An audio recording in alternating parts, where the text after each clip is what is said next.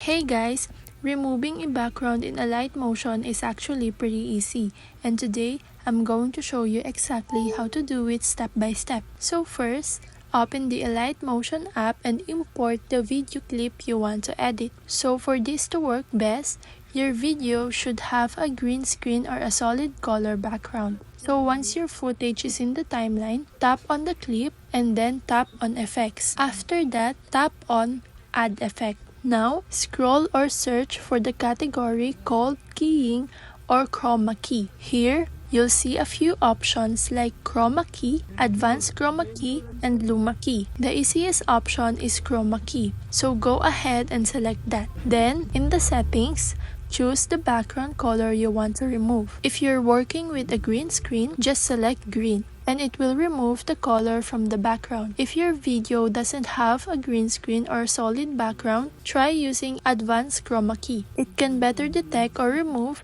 complex backgrounds by fine-tuning the keying process. Once applied, adjust the settings like tolerance or threshold to clean up any leftover background areas. And that's it. That's how you can remove a background in Alight Motion using the built-in effects. Thanks for watching!